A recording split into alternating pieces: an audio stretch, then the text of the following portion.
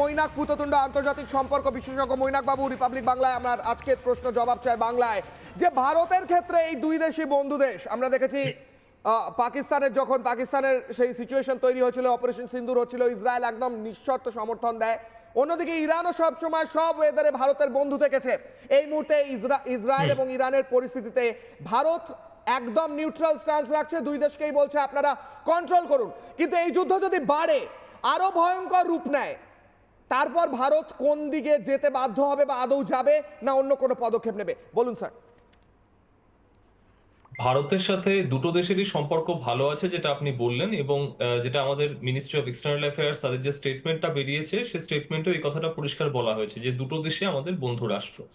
এখন যদি যুদ্ধটা প্রোট্রাক্টেড ওয়ারফেয়ারের দিকে যায়, ভারতের সাথে ইসরায়েলের যে সম্পর্ক সেটাকে আমরা রাজনৈতিক এবং কূটনৈতিক ভালো সম্পর্ক বলতে পারি। অন্যদিকে ইরানের সাথে আমাদের সম্পর্কটা কিন্তু স্ট্র্যাটেজিক দিক থেকে আরেকটু বেশি গুরুত্বপূর্ণ, কারণ চাবাহার পোর্ট রয়েছে ইরানে, আমাদের ইন্ডিয়ার সেখানে ইনভেস্টমেন্ট রয়েছে এবং সেটা আমাদের জন্য খুব গুরুত্বপূর্ণ।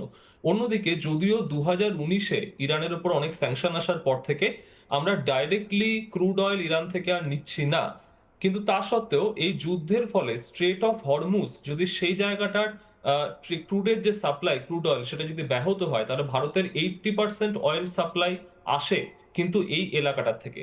কাজে আমাদেরকে নিজেদের যে সিকিউরিটি এবং আমাদের যে এনার্জি সিকিউরিটি, এটা আমাদেরকে সবার আগে নিশ্চিত করতে হবে। তার জন্য যখন যুদ্ধের যে পরিস্থিতিতে যে দেশের সাথে আমাদের যেরকম আচরণ করা উচিত, আমাদের কিন্তু সেইটাই করতে হবে। এটা খুব ম্যাচিওর ডিপ্লোমেসির একটা জায়গা।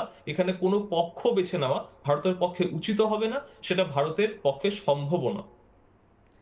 পক্ষ বেছে নেওয়া সম্ভব নয় মৈনাক বাবু। আমার কথা হচ্ছে, ইসরায়েল হুমকি দিচ্ছে যে মোসাদ এখনো বসে আছে ইরানের ভেতর। ইরান বলছে আমরা কিন্তু একদম ভয়ঙ্কর একটা প্রত্যাঘাত করব, ইসরায়েল একদম সারা জীবনের মতো শিক্ষা পেয়ে যাবে। এই পরিস্থিতিতে নিউক্লিয়ার পরিকাঠামোয় আঘাত আসছে এবং তারপর রেডিয়েশন যদি হয়, নিউক্লিয়ার অস্ত্র যদি ব্যবহার করা হয়, তাহলে ভারতের, আমি নিউট্রাল স্ট্যান্সেই বলছি, ভারতের পদক্ষেপটা কি হবে? ভয়ঙ্কর যুদ্ধ লাগলে ভারত কি পদক্ষেপ নেবে বলে এই মুহূর্তে এক্সপার্টরা মনে করছেন স্যার?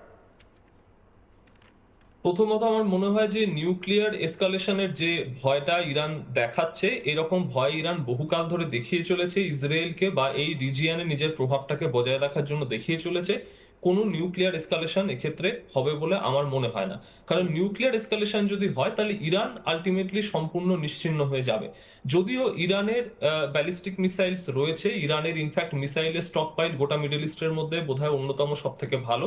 ইরানের এখন হাইপারসনিক ব্যালিস্টিক মিসাইল চলে এসছে, এই সবকিছু আমি মানছি।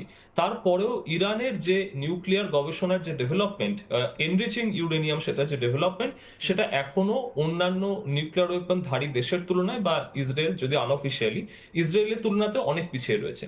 কাজেই নিউক্লিয়ার রিটালিয়েশনের ভয় দেখানো এটা ইরানের একটা ট্যাকটিক্যাল একটা স্টেপ মাত্র, এর বেশি কিছু আমার মনে হয় না। কাজেই ভারতে এই চয়েসটা নেওয়ার জায়গা আসবে বলে আমার মনে হয় না।